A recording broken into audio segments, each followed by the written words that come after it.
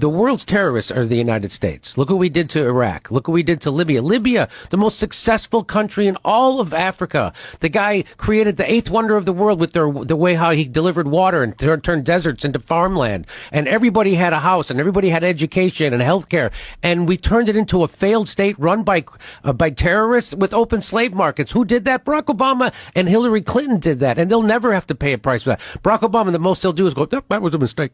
Now, why did they get rid of Gaddafi? Because he was going to start a currency of Africa just for that was going to compete with the U.S. dollar and the euro. And they can't have that because the way the United States controls the world is because the United States dollar is the reserve currency of the world. So that's why they can put sanctions on all these countries. And so what they're doing, which they shouldn't do, they're weaponizing the U.S. dollar. And so like when countries want to trade with each other, they have to go take their currency, change it into U.S. dollars so they can trade. And a lot of it was based on the petrodollar, which, by the way, Saudi Arabia just quit. They didn't renew it. I don't know if you heard about that. Yeah, I did hear about that. So, and all of a sudden, CBS News is starting to do news stories about how Saudi Arabia was involved in 9/11. All of a sudden, 24 years later, all of a sudden, oh, you know what? Turns out there was something happened with it.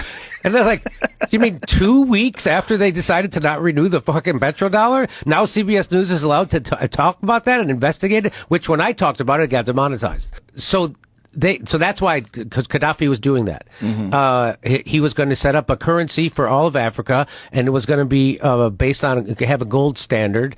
And so they're like, no, you're not. You're not fucking doing that. And they made up a bullshit thing like, we got to save the people. Whatever. You guys, they don't give a fuck about the people in America.